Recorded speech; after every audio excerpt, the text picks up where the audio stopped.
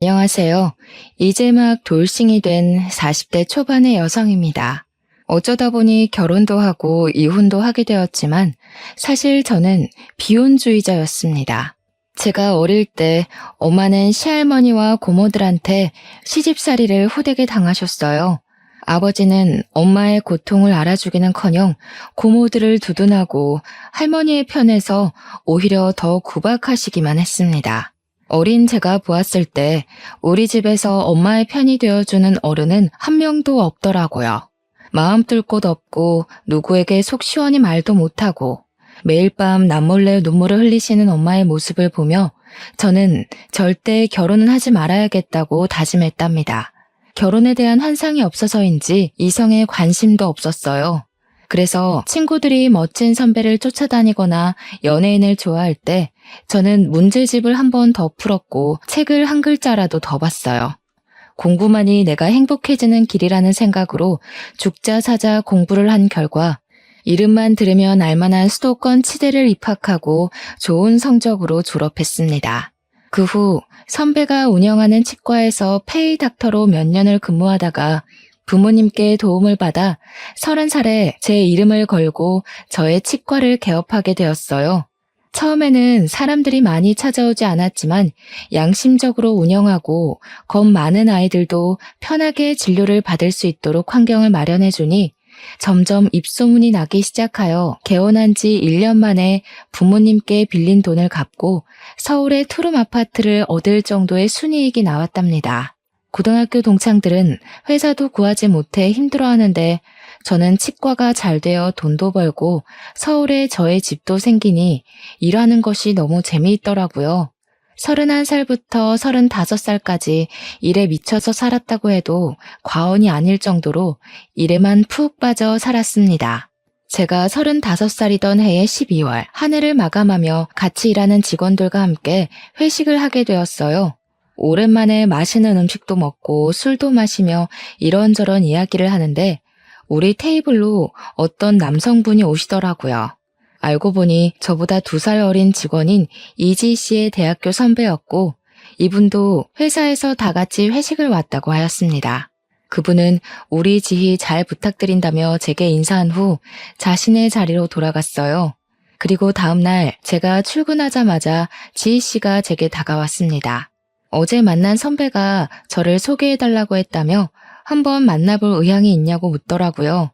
저는 원래 결혼할 생각이 하나도 없었기에 싫다고 거절했지만 지희 씨는 선배가 성격도 좋고 나이도 좋고 둘이 잘 어울릴 것 같다며 자꾸 만나보라고 했습니다. 직원의 성화에 못 이겨 저는 딱 밥만 먹고 오자는 생각으로 지희 씨의 선배와 주말에 만나기로 약속을 잡았어요. 그리고 주말 약속한 장소에 시간 맞춰 나가니 지희 씨의 선배가 저를 알아보고 먼저 아는 척을 했습니다. 회식 날에는 식당이 어둡기도 했고 술에 취해서 제대로 얼굴도 보지 못했는데 밝은 곳에서 맨정신에 보니 사람이 서글서글하게 생겼더라고요. 자리를 잡고 이야기를 나누는데 말도 꽤 재미있게 잘하고 무엇보다 대화가 잘 통했어요. 이분의 이름은 김진우였고 꽤 잘 나가는 기업에서 근무하고 있었고 일하다가 지금까지 결혼을 못했다고 했습니다. 그러면서 자신과 나이가 같은데 개인 병원을 차리고 있다는 게 너무 대단하고 배울 점이 많은 사람일 것 같아 꼭 만나보고 싶었다고 하더군요. 저 역시 진우 씨가 싫지는 않아 시간 가는 줄 모르고 대화를 나눴습니다. 그 후 우리는 서로의 연락처도 주고받고 다음에 만날 약속까지 정하게 되었어요. 다음 만날 날도 진우 씨는 여전히 유쾌했고 세심하게 저를 배려해주기도 하고 저의 이야기 하나하나를 놓치지 않고 경청해 주었습니다. 그런 진우 씨의 모습이 참 좋았고 진우 씨도 제가 싫지는 않았는지 거의 매일 퇴근하면 저의 치과 앞에 왔어요. 우리는 급속도로 친해졌고 만난 지 한 달 만에 스스럼 없이 반말을 주고받는 친구 사이가 되었답니다. 하루는 퇴근하고 만나서 저녁을 먹고 집에 가려는데 제게 진지하게 할 말이 있다고 하며 공원으로 데리고 가더라고요. 공원 벤치에 앉아 한참을 뜸을 들이더니 아주 조심스럽게 저와 제대로 연애해보고 싶다고 했습니다. 저는 어렵게 자신의 마음을 전하는 진우 씨에게 어린 시절 제가 본 엄마의 모습을 이야기하며 저는 결혼 생각이 없다고 했어요. 그러면서 지금 우리 나이가 적지 않으니 가벼운 연애를 할 시기는 아닌 것 같은데 결혼하기 싫은 나라도 만날 수 있겠냐고 물었습니다. 진우 씨는 자신이 싫은 것이 아니라면 평생 연애만 해도 좋다고 하며 일단 만나보자고 하더라고요. 저도 진우 씨에 대한 마음이 점점 더 커지고 있었고 당장 결혼을 하자는 것도 아니고 결혼하기 싫은 저의 마음도 충분히 이해할 수 있다길래 진우 씨의 고백을 받아들이기로 했습니다. 그 뒤로 저와 진우 씨는 1년 동안 거의 매일 만나 데이트를 즐겼답니다. 1년 동안 한 번도 우리는 다툰 적이 없었고 누구에게나 상냥하고 착한 진우 씨의 모습이 너무 좋아 보였어요. 게다가 저에게 무슨 일이라도 생기면 그게 새벽이건 언제건 항상 달려와 주었습니다. 한 번은 밤에 혼자 있는데 집에 꽤 큰 벌레가 나왔어요. 사실 제가 강아지도 무서워하고 벌레는 정말 극도로 싫어하거든요. 그래서 벌레를 잡지도 못하고 정말 무서워서 벌벌 떠는데 진우 씨한테 전화가 왔습니다. 제 목소리가 좋지 않으니 무슨 일 있냐고 묻더라고요. 그래서 집에 벌레가 나왔는데 너무 무섭다고 했더니 지금 바로 가겠다며 잠시만 기다리라고 하지 뭐예요? 그러더니 그 밤에 우리 집에 달려와서 벌레를 잡아주었습니다. 남들은 별일 아니라고 느껴질지는 모르겠으나 저는 그런 모습이 너무 듬직했고 그때 처음으로 이 사람과 결혼을 한다면 정말 행복하게 살 수 있겠다는 생각이 들었어요. 그 뒤로도 저를 먼저 위해주는 진우 씨의 소소한 행동들에 감동하여 결혼을 절대 하지 않을 것이라는 제 마음이 조금씩 변하기 시작하였고 결국 진우 씨의 집에 정식으로 인사를 드리러 가게 되었습니다. 진우 씨 집에 첫 인사를 드리러 가는 날이었어요. 저는 떨리는 마음을 붙잡고 진우 씨를 따라 집으로 들어갔습니다. 그곳에는 시부모님과 6살 어린 여동생, 그리고 2살 된 남자아이가 하나 있었어요. 진우 씨의 부모님은 늦은 나이에 짝을 만난 것이 다행이라며 저를 반겨주셨어요. 시어머니 옆에 서 있던 6살 어린 여동생은 이름이 김고은이었는데 이름처럼 참 곱게 생기고 키도 크고 연예인처럼 예뻤어요. 여동생은 자기 아들인 호진이를 소개하며 저를 위아래로 훑으며 그다지 반갑지 않다는 표정을 짓고 있었습니다. 알고 보니 여동생은 한 번 결혼을 하고 아이까지 낳았는데 피치 못할 사정으로 돌 전에 이혼했다고 하더라고요. 요새는 이혼한 것이 흠이 아니기에 정말 맞지 않는다면 이혼도 할 수 있다고 생각하면서도 한편으로는 얼마나 도대체 무슨 사정이 있길래 돌도 지나지 않은 아이를 두고 이혼을 할 수 있을까 하는 생각이 들었습니다. 피치 못할 사정이 뭔지 궁금했지만 더 물어보면 실례일 것 같아 따로 물어보지는 않았네요. 진우 씨의 부모님은 긴장하고 있는 제게 편하게 앉으라고 하시며 우리는 혼수 예물 예단 다 필요 없고 며느리 돌이고 뭐고 아무것도 바라지 않으니 그저 아이 낳고 잘 살라고만 하셨어요. 여동생은 계속 표정이 좋지 않았지만 딱히 저에 대해 싫은 소리를 하지는 않아서 그냥 혼자 아이 키우느라 힘들어서 그러나 보다고 생각했습니다. 첫 인사를 마치고 집에 가는 길에 진우 씨에게 여동생에 관해서 물어보니 여동생은 낯가림이 심해서 그런 거지 속은 여리고 착한 아이라며 시간을 두고 겪어보면 금방 친해질 것이라고 하더라고요. 솔직히 우리가 결혼해도 여동생을 뭐 본다면 얼마나 보겠냐는 생각도 들고 우리보다 시부모님이 너무 편하게 잘해주셔서 여동생에 대한 걱정은 접어두고 바로 결혼을 진행하게 되었습니다. 처음에는 새로운 신혼집을 알아보려다가 제가 혼자 살고 있던 집이 저와 남편의 직장까지 출퇴근하기 편해서 따로 집을 구하지 않고 제가 살던 집에서 같이 시작하기로 했어요. 어지간한 가전제품은 다 있기에 따로 가전제품을 구매할 필요도 없었고 집 상태도 깨끗해서 침대와 장롱만 새로 들였답니다. 그렇게 제 인생에 결혼은 절대 없다고 장담했던 제가 37살의 나이에 결혼이라는 것을 하게 되었습니다. 결혼 후 제가 시댁에 갈 때마다 시부모님은 일하는 며느님이라며 엄청나게 잘해주셨어요. 매번 시댁에 가면 다양한 반찬은 기본이고 제게 설거지조차 한 번도 시키지 않았습니다. 반면 아가씨는 여전히 제게 뚱한 표정을 지었어요. 친해지고 싶어서 말을 걸어도 항상 단답형으로 말하는 통에 대화가 길게 이어지지는 않았습니다. 그런데 우연히 아가씨의 방을 보았는데 딱 봐도 값비싼 명품 가방에 좋아 보이는 옷이 정말 많더라고요. 제가 알기로는 아가씨가 분명히 회사에 다니지 않고 아이만 보고 있다고 했는데 어떻게 이 많은 명품이 있을까 궁금했어요. 그래서 시댁에 갔다가 집에 오는 길에 남편에게 아가씨는 일하지도 않는데 명품 가방이 어떻게 그리 많냐고 물었습니다. 남편은 그게 다 명품이었냐고 자신은 몰랐다고 하며 사실 아가씨가 일하는 것은 아니고 시부모님과 남편이 매달 용돈을 준다고 했습니다. 그래서 그 용돈으로 생활을 하고 자신의 물건도 산다고 하더군요. 사실 저희는 둘 다 돈을 벌고 있으므로 집에서 생활하며 나가는 공동 생활비만 빼고 나머지는 따로 관리하고 있었거든요. 그래서 남편이 아가씨한테 용돈을 준다는 것도 그제야 알게 되었습니다. 솔직히 기분이 썩 좋지는 않았지만 그래도 남편이 자기가 번 돈으로 자기 여동생에게 준다는데 제가 뭐라고 할 부분은 아닌 것 같아 그냥 알겠다고 하고 말았네요. 그렇게 결혼한 지 6개월 정도가 지났어요. 우리는 둘 다 나이가 있으니 아기를 빨리 갖고 싶었습니다. 그런데 아기가 생기지 않았고 병원에서 시험관까지 했지만 그래도 아기는 우리에게 오지 않더라고요. 검사를 해도 이상이 없었는데 아기는 생기지 않으니 답답했습니다. 남편은 그런 제가 스트레스를 받지 않게 최선을 다했고 저 역시 그런 남편의 노력이 너무 고마웠어요. 남편과 아기를 기다리며 깨를 볶던 어느 날 남편이 저에게 할 말이 있다고 했습니다. 무슨 말이냐고 했더니 호진이를 혼자 키우는 아가씨한테 자동차가 필요할 것 같다고 하더라고요.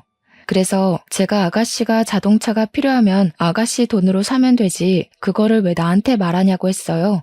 남편은 결혼 전에 아가씨의 생활비나 호진이의 양육비를 다 남편이 지원해줬다고 하며 이번에 아가씨의 자동차도 남편이 사줘야 할 것 같다고 하는 게 아니겠어요? 그러면서 아가씨한테 나가는 소소한 돈은 자신의 월급으로 해결할 수 있지만 자동차는 워낙 고가이니 같이 사주자고 하는 거예요. 저는 아가씨의 호진이 어린이집에 가는 시간 동안 아르바이트라도 해서 본인이 돈 벌어서 본인이 샀으면 좋겠다고 이야기했습니다. 그랬더니 남편은 자동차가 한두 푼도 아니고 그렇게 돈 벌어서 언제 돈 모으냐고 하며 일단 우리가 먼저 사주자고 하더라고요.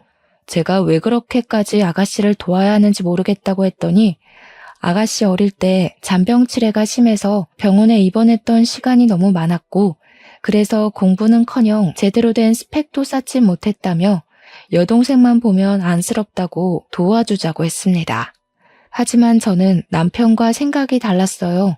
남편이 평생 아가씨를 먹여 살릴 수 있는 것도 아닌데 한 달 용돈은 그렇다 치고 자동차까지는 너무 과하다고 말했습니다. 그리고 말 나온 김에 한 달에 용돈은 얼마나 주길래 돈도 안 버는 사람이 그렇게 명품이 많은지 물었어요. 남편은 얼마 안 준다고 하는데 뭔가 내 눈도 피하고 말끝도 흐리는 게 이상하더라고요. 그래서 제가 자꾸 남편을 추궁하며 말하지 않으면 아가씨한테 전화해서 직접 물어본다고 했습니다. 남편은 안 된다고 펄쩍 뛰며 자신이 한 달에 주는 돈의 액수를 이야기하는데 한 달에 무려 200만 원씩이나 여동생에게 주고 있었더라고요. 알고 보니 아가씨는 과소비의 낭비가 정말 심했고 이런 부분 때문에 호진이의 아빠인 전 남편과 이혼까지 했다고 했습니다.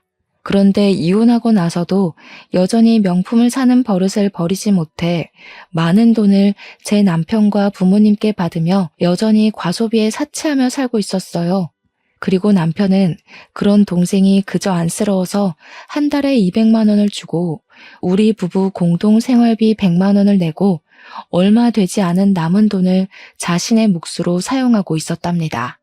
아무리 그래도 한 달에 200씩이나 주는 것은 너무 심한 거 아니야? 200만 원이면 누군가에게는 한 달 월급이야.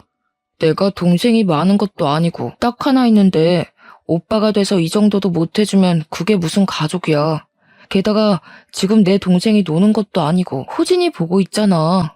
내 생각엔 호진이가 갓난아기라서 아가씨가 일 못하는 상황도 아니고 호진이도 어린이집 가는데 그 시간 동안 아가씨가 나가서 아르바이트라도 하라고 하고 당신은 아가씨에게 주는 용돈을 줄이는 것이 나을 것 같아.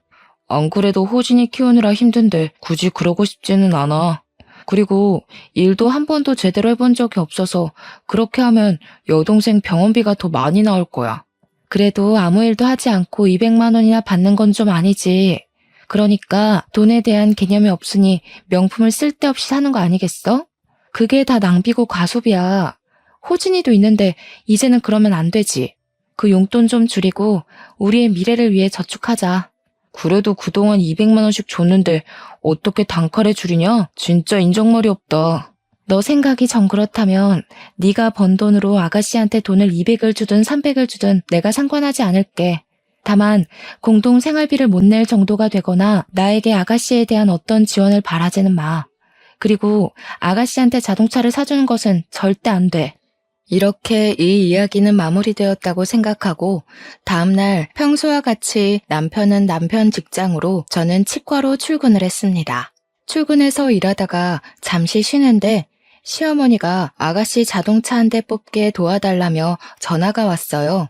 저는 죄송하지만 아가씨가 미성년자도 아니고 호진이도 있는데 이제는 본인의 앞가림은 본인이 알아서 해야 할 것 같다고 이야기했습니다.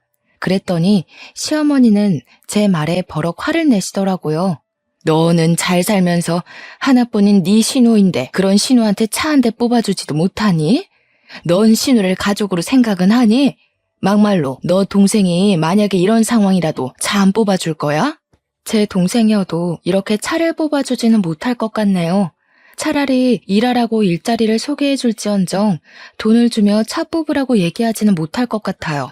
이런 말씀드리기 주제넘지만 아가씨한테 시부모님께서 돈을 주신다고 들었는데 그렇게 돈을 주시지 마시고 차라리 일할 기회를 마련해 주세요. 시부모님 남편이 언제까지 아가씨 먹여 살릴 수도 없지 않나요? 물고기를 직접 주는 것이 아니라 물고기 잡는 방법을 알려주어야죠. 그럼 잘난 네가 고은이 일자리 좀 소개해 주렴? 아니지. 차라리 네가 일하는 그 치과에서 고은이 일할 수 있게 자리 좀 마련해 줘. 그럼 그런 줄로 알고 끊는다.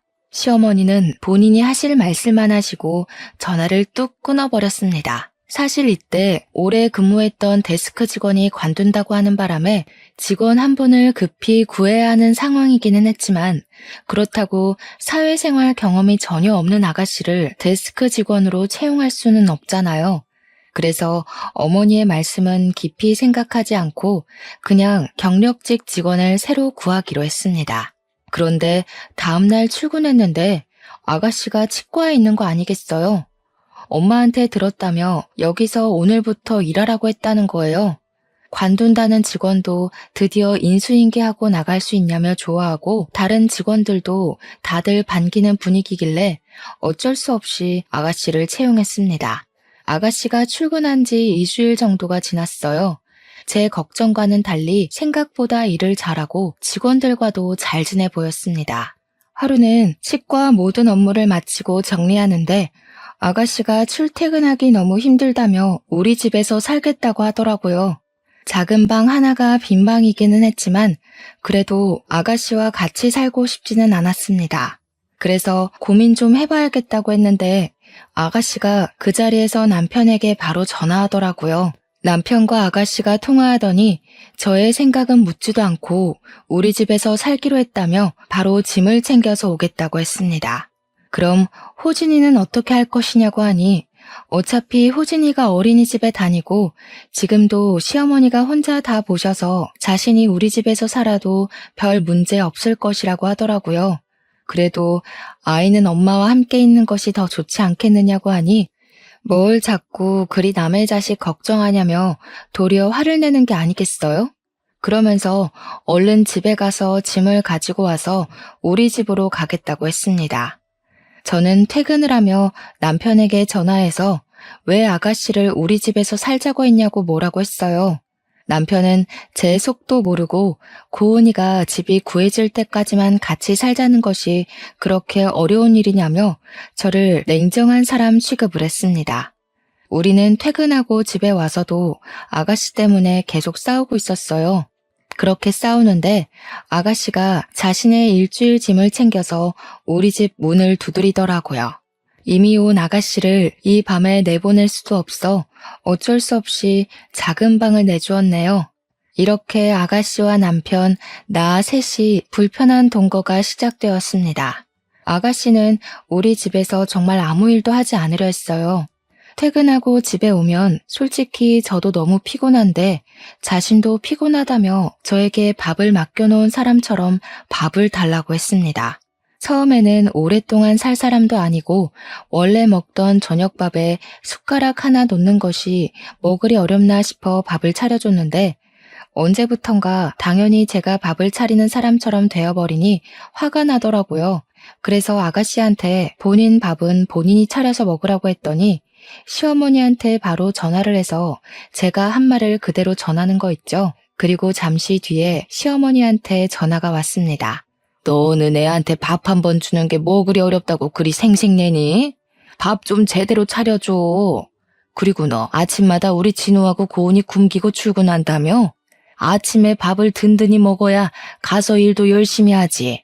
제가 집에서 노는 사람도 아니고 저도 출근해야 하는데 언제 밥을 해서 언제 차리고 치우고 나가나요? 그리고 저는 남편과 아가씨의 엄마가 아니에요. 제가 이 둘의 식사까지 책임져야 하는 의무는 없습니다. 저는 당신의 자식들 밥상을 제게 당당히 요구하는 시어머니한테 제가 할 말을 다 하고 끊어버렸습니다. 그런데 옆에서 가만히 듣고 있던 아가씨가 제게 화를 내더라고요. 새언니, 지금 시어머니한테 무슨 말버릇이에요? 며느리가 시어머니한테 그딴 식으로 말해도 돼요? 왜요? 며느리는 뭐 말도 못해요? 며느리는 시어머니한테 말하지 말라는 법이라도 있어요? 아가씨와 제가 큰 소리를 내며 싸우는데 남편이 퇴근하고 들어오더라고요. 저는 이런 상황에서 솔직히 남편이 저의 편이 될 줄 알았습니다. 그런데 아가씨의 편을 들며 무조건 내가 잘못했다고 하더라고요. 정말 속상해서 미칠 노릇이었죠. 그 뒤로 아가씨는 제가 남편에게 퇴근 후 청소를 시키거나 설거지를 시키면 항상 오빠 시킨다고 뭐라고 했습니다. 그런 뒤 시어머니한테 전화했고 시어머니는 바로 저한테 전화해서 우리 아들에게 집안일 시키지 말라고 엄포를 놓으셨습니다. 제가 너무 화가 나서 전화를 받지 않으면 아가씨한테 전화해서 저한테 바꿔주라고까지 하며 저를 구박했답니다. 정말 시어머니와 아가씨는 저를 못 잡아먹어서 안달이었고 저는 제 집에 있지만 하루도 마음 편히 쉴 수가 없었습니다. 이렇게 스트레스를 받아서인지 아기도 생기지 않더라고요. 아가씨는 집에서뿐만 아니라 치과에서도 밉상이었습니다. 처음 한 달간은 잘 지내는 듯 했는데 그 뒤로는 직원들 사이에서 이간질하고 일하기 싫어서 뺀질거렸어요. 아가씨가 하지 못한 일들은 다 다른 직원들의 몫이었고 다른 직원들도 아가씨에 대한 불만이 매우 컸답니다. 심지어 개원할 때부터 있던 직원들이 아가씨가 나가지 않으면 자신들이 나가겠다고까지 했어요. 저는 이런 상황을 보고만 있을 수 없었습니다. 아가씨한테 다들 불만이니 여기서 나가라고 했어요. 그랬더니 아가씨는 못 나가겠다고 하며 또 시어머니한테 전화하더라고요. 저는 아가씨가 시어머니와 통화하는 동안 지금까지 일한 급여를 계산했습니다. 그리고 아가씨의 통화가 끝나자마자 계산된 급여를 주고 지금부터는 여기서 일해도 돈을 한 푼도 주지 않을 것이라고 했어요. 아가씨는 저한테 진짜 더럽고 치사해서 나간다고 하고 나갔습니다. 그리고 그날 밤 저는 집에 아가씨가 없을 줄 알았는데 아가씨가 시모와 함께 있었어요. 시모는 회사에서 제가 쫓아냈으니 제가 아가씨에게 생활비를 줘야 한다는 헛소리를 하시더라고요. 아가씨가 일 잘하고 했으면 제가 쫓아냈겠어요? 다른 직원들에게 피해주고 심지어 개원할 때부터 있던 오래된 직원들이 아가씨 때문에 일을 못하겠다고 하더라고요. 그리고 아가씨의 생활비를 제게 맡겨둔 것도 아니고 저와 남편이 아가씨를 낳은 것도 아닌데 왜 자꾸 저희한테 아가씨의 생활비를 저한테 찾는지 모르겠어요. 그래도 남편의 동생이고 가족인데 당연히 서로 돕고 해야지. 하나뿐인 신우가 남편도 없이 자기 혼자 아이 키우며 돈 벌겠다고 하는데 안쓰럽지도 않냐? 독한 년. 네, 저 원래 독종이에요. 그리고 이제 치과에서 일도 안 하니 집에서 나가세요. 저는 우리 집에서 이렇게 살 이유 없고 호진이도 봐야 하지 않겠어요? 호진이는 나 혼자 충분히 잘 보살피고 있으니 걱정하지 말고 고은이가 일을 구해 자리 잡을 때까지 네가 도와. 알겠니? 저는 어머니의 뻔뻔한 요구에 정말 황당해서 말이 다 나오지 않았습니다. 시어머니는 그러고 나가버리시고 저는 아가씨와 더 말할 기운이 없어서 그냥 방에 들어가 버렸네요. 다음 날 아가씨는 여전히 집에 있고 저 혼자 치과로 출근했습니다. 그런데 치과에 웬 남성분이 아가씨를 찾더라고요.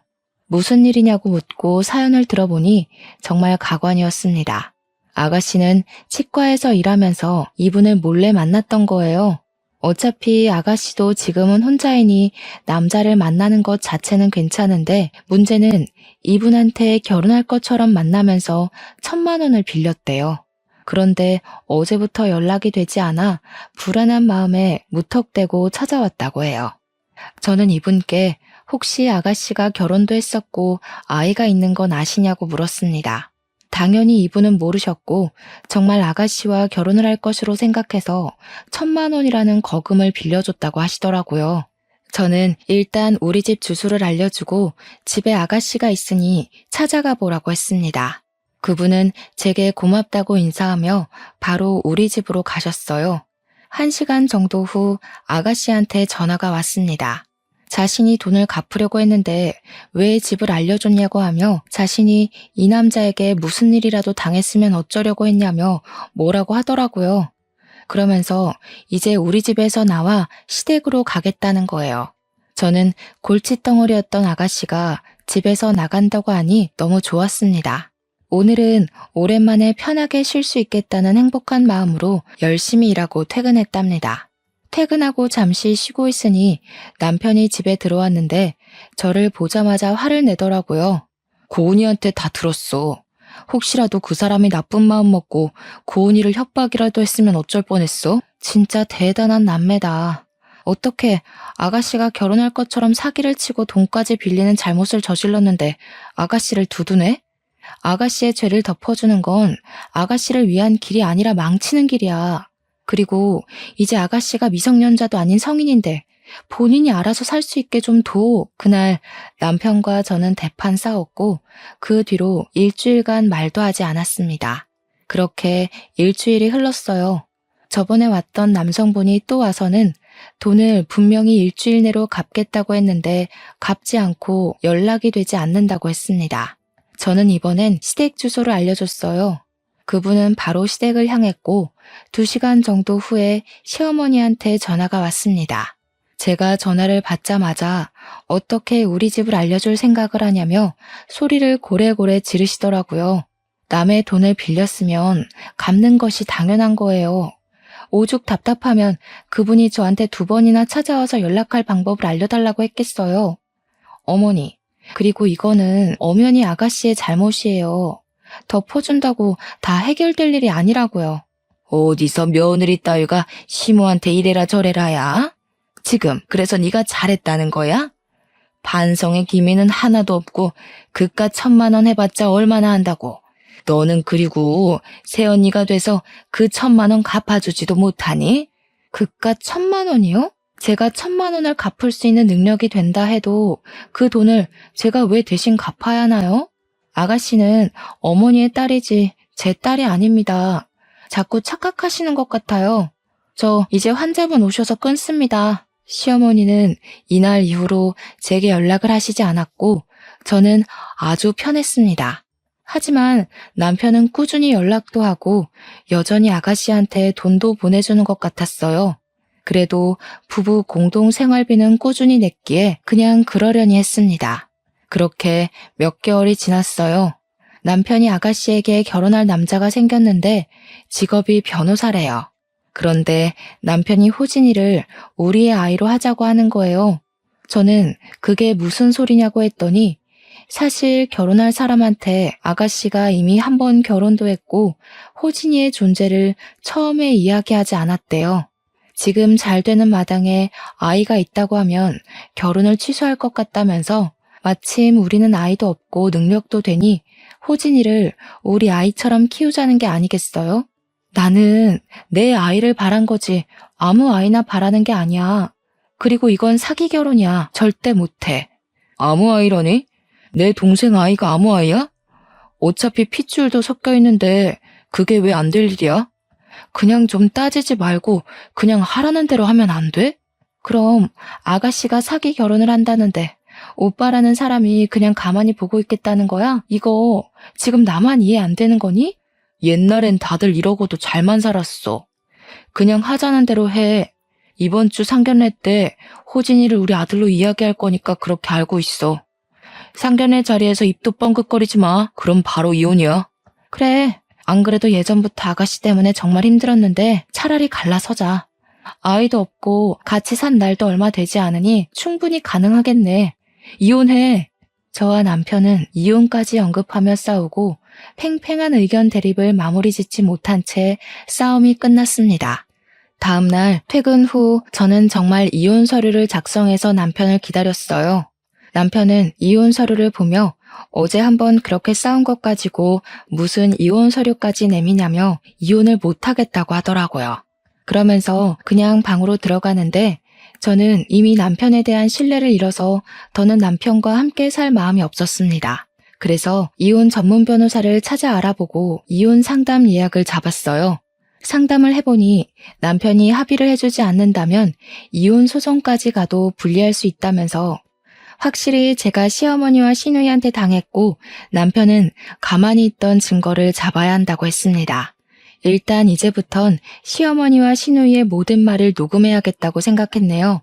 그리고 그 주 주말 상견례 자리에 일단 갔습니다. 상견례에서 아가씨의 예비 남편이 들어왔는데 같은 대학교 동창 김성근인 거예요. 제가 성근이의 이름을 부르며 반갑게 인사를 하니 시댁 식구들은 다들 아는 사이냐고 묻더라고요. 그래서 제 대학교 동창이라고 이야기했습니다. 아가씨는 살짝 불안한 표정을 짓고 있었고 그런 표정을 보며 나는 이 결혼 절대 못하게 막아야겠다는 생각을 했어요. 일단 상견례 자리에서는 가만히 있었고 아무도 모르게 성근이의 전화번호를 물어봤습니다. 그리고 다음날 성근이에게 연락해서 아가씨에 대해서 할 말이 있으니 잠깐 보자고 했어요. 카페에서 성근이를 만나 사실 아가씨는 이미 한 번 결혼을 다녀왔고 어린 아들도 있다고 이야기했습니다. 역시 성근이는 전혀 몰랐다고 하며 결혼은 아무래도 생각해봐야겠다고 하더라고요. 그래서 솔직히 친구로서 나는 이 결혼 반대한다고 하며 이전에 우리 치과에서 일할 때 돈을 빌린 이야기, 지금까지 마땅한 직업도 없이 시부모님과 남편에게 돈을 받으며 살고 있다는 이야기, 그리고 상견례 전에는 그 아들을 내 아들처럼 위장하라고 했던 것까지 다 말했습니다. 성근이는 전형적인 꽃뱀이라며 가만두지 않겠다고 하며 제게 그런 시누이를 둬서 힘들겠다고 하더라고요. 그래서 제가 지금 이혼하려 하는데 남편이 이혼을 해주지 않아 소송할 것이라고 했어요. 그랬더니 성근이가 저에게 이혼 소송에서 확실히 이길 수 있는 여러 가지 방법들을 자세히 알려주었답니다. 성근이와의 만남 뒤로 아가씨의 결혼이 바로 취소될 줄 알았는데 이상하게 결혼식 준비를 한다고 하더라고요. 아가씨의 결혼 날짜가 다가오니 남편은 자꾸 저에게 호진이를 입양하자고 했습니다. 제가 싫다고 하자 주말에 집에 있는데 시부모님과 아가씨 그리고 호진이가 무작정 찾아왔어요. 저는 이 사람들이 호진이를 입양하라고 설득시키러 온 것이라고 확신하고 바로 핸드폰을 보는 척하며 녹음을 시작했습니다. 얘기 다 들었지? 네가 지금 나이는 많고 아이는 없으니 그냥 좋은 말로 할 때 입양을 하는 것이 좋겠구나. 그럼 장남은 아들이 있고 그리고 고은이는 시집가고 그림이 딱 좋지 않겠니? 이게 아주 시댁 말에 하나도 고분고분하게 듣는 게 없어. 그냥 어른들이 하라면 해. 시부모 말인데 당연히 따라야지. 그래, 여보. 어차피 우리 아이도 없고 솔직히 지금까지 안 생겼으면 안 생기는 거 아니야? 그냥 부모님 말씀대로 하자. 시부모와 남편, 아가씨는 저에게 말도 안 되는 것을 당연하다는 듯이 요구하고 저는 정말 이 사람들 다들 제정신이 아니라는 생각이 들었어요. 다들 나를 어르고 달랬지만 제가 꿈쩍도 없자 시어머니는 저에게 화를 버럭 냈습니다. 이게 아주 치과 의사라고 내가 오냐오냐 해줬더니 우리가 만만해 보이지? 끝까지 그렇게 나온다 이거야? 그냥 좀 내 말 좀 들으라고. 나 네가 호진이 입양한다고 할 때까지 이 집에서 한 발자국도 나가지 않을 거야. 진짜 꼰대도 아니고 그깟게 뭐가 그리 중요하다고. 새언니 진짜 고집이 아주 똥꼬집이다. 시어머니와 아가씨는 집에 가지 않고 저는 그러든 말든 신경 쓰지 않으려 노력하며 그냥 없는 사람 취급했습니다. 다음날 새벽 5시부터 시어머니가 저를 깨우더니 얼른 자기 아들 출근 준비시키고 밥을 차리라고 했어요. 저는 원래 우리는 아침밥 잘 먹지 않는다고 하니 제 등을 때리더라고요. 저는 신경질 나서 그냥 바로 출근 준비해서 나와버렸습니다. 그리고 그날은 시어머니와 아가씨가 집에 있을 것 같아 친정집으로 퇴근을 했어요. 친정 부모님은 갑자기 찾아온 나를 보고 놀라셨어요. 저는 부모님께 그동안 있던 모든 이야기를 다 하고 지금 이혼 준비를 하고 있다고 말씀드렸습니다. 아빠는 화가 잔뜩 나셔서 다들 가만두지 않겠다며 우리 집으로 바로 가셨어요. 집에는 제 예상대로 시어머니, 아가씨, 남편이 다 있었고 저는 바로 핸드폰 녹음기를 켰습니다. 아무리 사람들이 모자라도 유분수지. 어떻게 조카를 아들로 입양시킬 생각을 해? 나는 절대 그 꼴 못 봐. 그러면 둘이 갈라서. 아버님, 어차피 우리 아이도 없고 충분히 못할 이유는 없다고 생각됩니다. 그리고 저는 이런 일로 미진이와 이혼까지 할 생각 없습니다. 그래? 우리는 이혼 소송까지 가서라도 가만두지 않을 거네. 이미 자네 어머니랑 여동생 때문에 우리 미진이가 스트레스 많이 받았고 절대 용서 못해. 그리고 자네는 자네 어머니랑 여동생이 비정상이면 자네라도 정신 똑바로 차려야지. 어디서 사기 결혼을 하려고 난리야? 사돈, 지금 말 다 하셨어요? 사기 결혼이라뇨? 둘이 서로 좋아 죽어서 그냥 과거를 말 안 한 것뿐인데 이게 어떻게 사기 결혼이에요? 그리고 그쪽도 아들 원하시잖아요. 고은이한테는 아들이 필요 없고 그쪽은 아들이 필요하니 고은이의 아들을 당신 딸의 아들로 넘기겠다는데 그게 그렇게 못할 짓이에요? 애가 무슨 물건입니까? 그리고 그쪽에서 생긴 아이는 그쪽에서 키워야지. 왜 그 아이를 우리 딸에게 넘깁니까? 나는 절대로 이거 가만두지 않을 겁니다. 아시겠어요? 미진이 전현이 성격이 지랄맞은 게 제 아빠 꼭 빼다 닮았구먼. 우리 고은이 피곤해서 쉬어야 하니까 나가요, 나가. 여기 제 명의의 제 집입니다. 나가시려면 그쪽이 다 나가셔야죠. 잘 됐네요. 이참에 저 정말 이혼합니다. 더는 이런 사람들 가족으로 못 두겠네요. 기간이 1년이 걸리든 그 이상이 걸리든 저 소송을 해서라도 기필코 이혼할 겁니다. 다들 나가세요. 지금 나가지 않으면 경찰을 불러서라도 끌어내겠습니다. 나가지 않겠다고 꼼짝도 하지 않던 시어머니와 아가씨는 제가 경찰에 정말 신고할 것처럼 하자 그제야 나가셨습니다. 남편은 저에게 정말 너무한다고 어떻게 사람이 이렇게 매정하냐고 하더라고요. 제가 그럼 서로 이런 꼴 보지 않게 이혼하자니까 남편은 이혼 서류에 도장은 못 찍겠다고 버텼어요. 그 뒤로 저와 남편은 정말 남보다도 못한 사이가 되어 집에서 동거인처럼 생활했답니다. 그리고 아가씨의 결혼식 일주일 전이 되었습니다. 성근이가 제게 전화해서는 아가씨의 과거 행적에 대한 증거가 있으면 다 달라고 하더군요. 그런데 당장은 호진이를 입양하라고 말하는 시부모와 아가씨의 녹음 파일 말고는 없었어요. 그래서 저와 성근이는 이전에 아가씨가 치과에서 근무했을 때 돈을 빌려갔던 분께 잠깐 만나자고 연락했습니다. 그리고 그분께 현재 상황을 설명하며 그때 무슨 일이 있었는지 상세히 말해달라고 했어요. 그분은 당한 것이 아직도 분하다며 감사하게도 우리의 요청에 응해주셨고 우리는 그분의 증언을 하나도 빠짐없이 녹음했습니다. 성근이에게 이것들로 무엇을 할 것이냐고 물으니 결혼식 날 오면 안다는 말을 했습니다. 그리고 대망의 결혼식 날 일단 남편한테 먼저 가라고 한 후 그리고 시간 맞춰 결혼식장으로 향했습니다. 아가씨는 아주 화려한 드레스를 입고 세상 밝은 표정으로 신부 입장을 했어요. 아가씨가 버진로드 중간쯤에 다다랐을 때 노래가 꺼지더니 시부모와 아가씨가 호진이를 제 아들로 입양하라고 했던 음성이 나왔습니다. 이어서 아가씨가 돈을 빌렸던 분의 음성이 나왔어요. 결혼식장은 술렁이기 시작했고 시어머니는 저에게 달려와 제 머리채를 잡았고 시아버지는 제게 욕을 했습니다. 아가씨는 화려한 드레스를 입고 그 자리에 주저앉아 엉엉 울더라고요.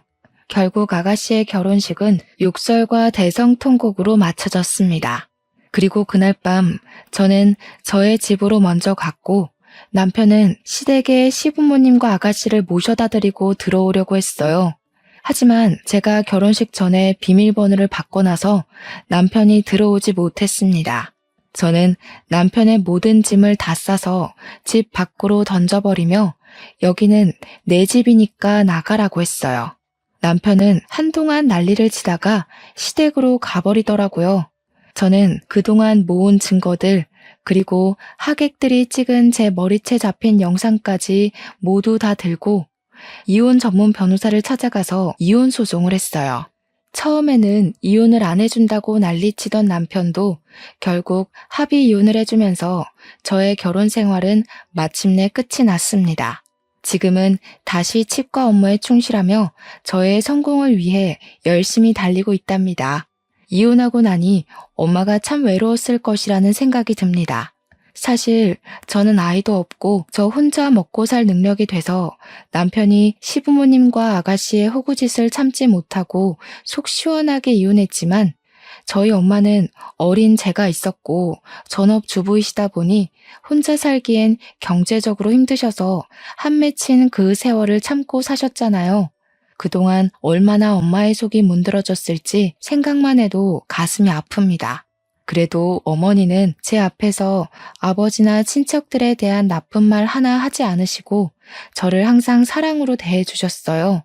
그런 엄마가 있었기에 제가 마음 편히 공부할 수 있었고 그래서 이렇게 적어도 제 밥벌이는 할 능력을 갖출 수 있었던 것 같습니다.